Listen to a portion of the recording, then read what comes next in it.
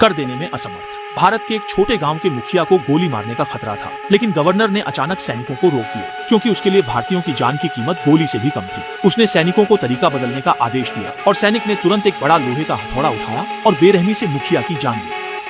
उसी गांव के एक भारतीय असम अंग्रेजों की क्रूरता सहन नहीं कर सका। उसी रात उसने गुस्से में वर्दी उतारी, छावनी से राइफल और गोलियां चुराई और रातों रात छावनी छोड़कर गांव लौट आया। वहां पहुंचकर उसने एक टीम बनाई जो हर दिन लकड़ी की बंदूकों से अभ्यास करती थी और उसने संकल्प लिया कि वह एक ऐसी सेना तैयार करेगा जिसमें सैन्य अनुशासन और योग्यता। जब उनके अपने लोग जो अंग्रेजों के बीच में घुसपैठ कर चुके थे बंदूकें और गोलियां वापस लाएंगे तो वे तुरंत युद्ध के मैदान में उतरकर अंग्रेजों का विरोध कर सकेंगे। इस टीम में छोटा दा क्यांग भी शामिल था, जिसे बचपन से ही एक बेहतरीन निशानेबाज बनने की था। उसने पहली बार गोली चलाते ही सैकड़ों मीटर दूर के निशाने के केंद्र पर सटीक मारा। पिता को जब यह पता चला तो वे बहुत खुश हुए, लेकिन वे ये खुशखबरी सबको बता भी नहीं पाए कि तभी वे अंग्रेजों द्वारा चारों ओर से घेर लिए। सबकी सुरक्षित वापसी के लिए पिता ने अकेले ही बंदूक लेकर दुश्मनों से भीषण मुकाबला किया। क्योंकि उनके पास छिपने के लिए ठिकाना था, इसलिए अंग्रेज सिपाही उन्हें निशाना नहीं कर सके। तब अंग्रेज सैनिकों ने गेट पर चढ़कर छुपकर हमला करने की कोशिश की। पिता को कई गोलियां लगने के बाद वे जमीन पर गिर पड़े और जवाबी हमला नहीं कर सके। वहीं भाग रही उनकी पत्नी को भी अंग्रेजों ने गोली मारी, जिससे वह खून से लथपथ जमीन पर। लेकिन पिता ने कोई दुख नहीं जताया, बल्कि उन्होंने अपनी बंदूक दा क्यांग के हाथ में रखा। पिता के निर्देश पर दा क्यांग ने एक एक कर सभी को निशाना बनाया। उसकी निशानेबाजी की सटीकता 100% थी, लेकिन संख्या में कम होने के कारण वे टिक नहीं सके और जल्दी ही उनके पास सिर्फ एक पैकेट विस्फोटक और एक गोली बची। पिता ने दा क्यांग से वादा करने को कहा कि भविष्य में वह गांव के हर व्यक्ति को एक हथियार दिलाएगा। दा क्यांग की आंखों में आंसू थे, उसने सिर हिलाकर हामी भरी। इसके बाद पिता ने विस्फोटक अपने शरीर पर बांध दिया और धीरे धीरे बाहर चले। जब सभी अंग्रेज सैनिक उनके चारों ओर इकट्ठा हो गए तो पिता ने जोर से एक आवाज लगाई।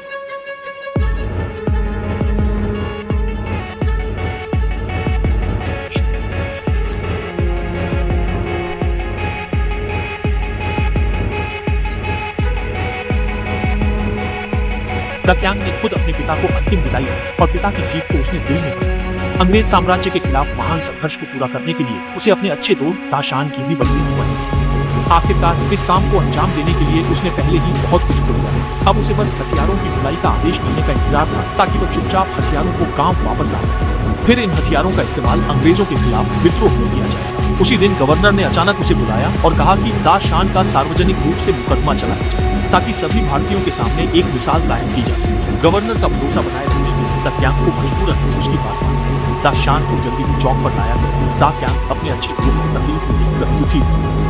उसने दा शान को घुटनों के बल बैठकर अपनी गलती मानी, लेकिन अंग्रेजों ने उसकी बहन को गुलाम बना दिया था। ऐसे में दा शान कैसे घुटने टेककर माफी मांगता। इसके बाद गवर्नर ने इशारा किया और दा क्यांग ने कोड़ा उठाकर उसे मारना शुरू कर दिया। दा शान की चमड़ी तक भर गई थी, लेकिन वह दुष्ट औरत बोली कि उसने कुछ नहीं देखा, इसलिए दा क्यांग को और जोर से मारने को कहा। दा क्यांग ने अपने पैर को लोहे की जंजीर पर रखा और कोड़ा मारते हुए जोर से खींचा, ताकि दा शान के घुटनों के बल बैठने का झूठा दृश्य बनाया जा सके। लेकिन दा शान ने हिम्मत नहीं हारी और घुटने नहीं टेके। तभी वह दुष्ट औरत फिर बोली कि दा शान ने घुटने नहीं टेके। तब उसने एक कांटेदार कोड़ा निकाला और दा क्यांग की ओर फेंक, साथ ही इशारा किया कि वह उसे खंभे पर आ जाए। वहां मौजूद सभी लोग इतने क्रूर कोड़े को देखकर दंग रह गए और ठंडी सांस भरने लगे। वे सब समझ रहे थे कि ऐसा करने से दा शान झुक जाए, लेकिन दा शान ने बिल्कुल भी डर नहीं, बल्कि वह तो गाना गाने